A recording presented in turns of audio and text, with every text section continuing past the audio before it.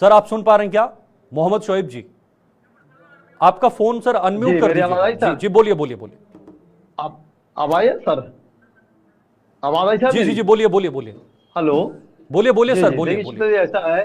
जी जी देखिए सर ऐसा है कि वक्फ बोर्ड पे जाहिर सी बात है कि एक समुदाय का मामला था हम्म जो मंजरेआम पर आता गया। उसको लगा कि मुझे हिंदुस्तान में ठगा महसूस किया जा रहा है, मुझे टारगेट किया जा रहा है। हम्म और ये जो हिंसा हुई है इसके लिए मैं मुखालफत करता हूँ आपके चैनल से। मैं नहीं करता हूँ, मैं समझता हूँ हिंदुस्तान के जितने भी हिंदुस्तानी भाई हैं या हिंदू जो लोग हैं, हिंसा का रास्ता अच्छी चीज नहीं होता है। मुल्क जी। में संविधान है, संविधान के दायरे में हर इंसान को रहना चाहिए। लेकिन हम्म। आप देखिए कि जब मुसलमान की कोई बात आती है तो मुसलमान को टारगेट कर लिया जाता है। जितने मसले सामने आए, आप देखिए हमारे वहाँ जो बुजुर्गों ने जो जमीनें दी थी जी। वक्त के लिए,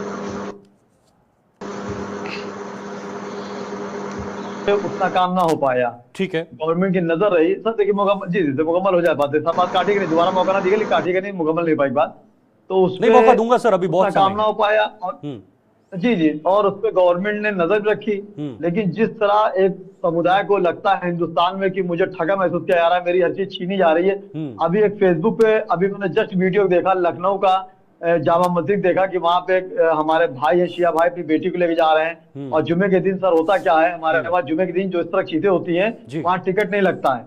आप ताजमहल को देख लें जो हम्म दुनिया के 7 अजूबों में है, वहां भी फ्राइडे के दिन, जुमे के दिन टिकट नहीं लगता है। हम्म लेकिन अभी उनका वीडियो मैंने देखा लखनऊ में उसका, कि अपनी बेटी को लेके जा रहे हैं और वहां पे टिकट वाले ने कहा कि नहीं टिकट लगेगा, बट टिकट नहीं जा पाओगे हम्म और जुमे की नमाज ही नहीं पढ़ पाओगे। जबकि वहां के इसमें यहाँ कल्बे जवाद साहब जो है, जो दुनिया के आलिम है, वो नमाज जुमे पढ़ाते हैं। तो हम्म जो सुनने में बात आ रही है कि जुमे की नमाज पढ़ने में टिकट लगेगा, तो हम्म इस तरह की बातें जो आ रही है, जो मुसलमान के हुकूक को छीना जा रहा है, मैं समझता हूँ इसके लिए भी जिम्मेदार जो मौजूदा हुकूमतें हैं, ये जो पहले हुकूमतें उनकी है। और जो हिंसा की लेकिन बात हुई है, सर जाहिर सी कहां पे बात है आपको उनके लग मैं रहा है, खिलाफ हूँ। आपको कहां पे महसूस हो रहा जी है कि सरकार आपके जो अधिकार हैं उनको छीन रही है, आपके अधिकारों का हनन हो रहा है?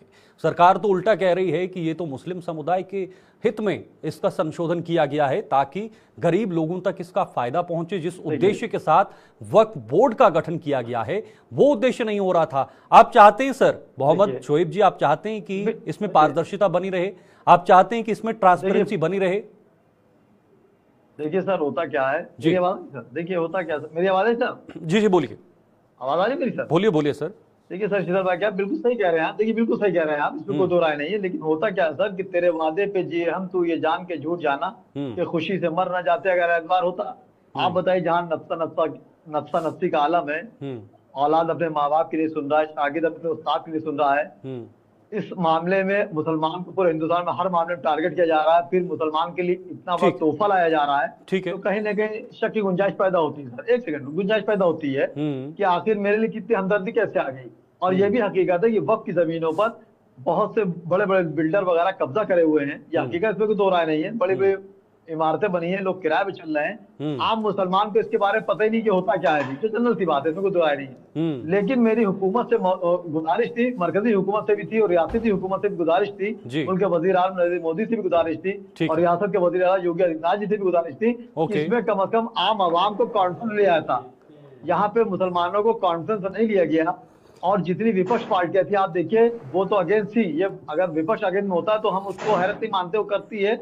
लेकिन आप देखिए, जो मौजूदा हुकूमतों के साथ जो पार्टियां उनके साथ काम कर रही थी, उनमें भी कुछ बड़े बड़े नेता जैसे नीतीश कुमार थे, ठीक है। चंद्रबाबू नायडू थे, हम्म वहां विलास पासवान के साथदादे थे, वो भी के खिलाफ थे। लेकिन हम्म आखिर में उनको क्या समझ में आया कि उन्होंने जो है वक्त मिलके जो है जाके हुकूमत के साथ जाके वोट डाल दिया। और हम्म फिर बिहार में जाके चिराग पासवान को मुसलमानों को सफाई देना पड़ी कि हम्म ऐसा नहीं है, हम आपके साथ हैं। एक नीतीश कुमार के लीडर थे जिन्होंने इस्तीफा दिया 2 दिन पहले, लेकिन मैंने उनको भी टीवी में मोहम्मद डिबेट शोएब किया जी, आपके जरिए, मोहम्मद उनको शोएब साइड जी, किया। सर एक सेकंड सर, हमें एक सेकंड, वो शायद बात में कौन है जी हमें जी, अब शायद तो मैंने बात कही। राजनीति को, जी सर वो बात राजनीति करिए के सर, वो स्तर बात को, करिए सर, सर एक वो बात करिए सर, एक मिनट वो बात राजनीति से करिए ऊपर उठकर सर, एक हमें सेकंड इसको वो बात देखना करिए। चाहिए सर। राजनीति में कौन किसका विरोध कर रहा है, कौन वक्फ संशोधन बिल का पक्ष ले रहा है, उससे हमारा कोई लेना देना नहीं सर। कौन राजनीति के लिए सब कर रहा है, बड़ी बात यह है कि वक्फ बोर्ड के अंदर क्या चल रहा था और इसमें संशोधन करना कितना जरूरी था, इसमें पारदर्शिता लाना कितना जरूरी था। सर कौन इसमें पक्ष ले रहा है, कौन नहीं ले रहा है, ये एक राजनीतिक मुद्दा है।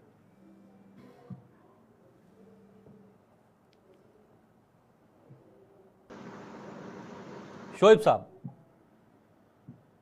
जी मुझसे कह रहे हैं आप सर? जी बिल्कुल, आपसे पूछा था मैंने। हेलो, थोड़ा मुझसे जल्दी कह से रहे हैं जवाब सर? दीजिएगा, दो जी और जी मेहमान। देखिए देखिए, हाँ सर, तो जल्दी जवाब जल्दी जवाब दे रहा हूँ सर। देखिए होता क्या, देखिए होता क्या है सर, देखिए कोई भी मुद्दा होता है, शीतल भाई, एक बहुत आम सी बात है कि जो मौजूदा हुकूमत होती है, जो विपक्ष में होता है, विपक्ष का एक काम होता है कि जो भी मौजूदा हुकूमतें काम कर रही हैं, उनके खिलाफ उनको रणनीति बनानी होती है।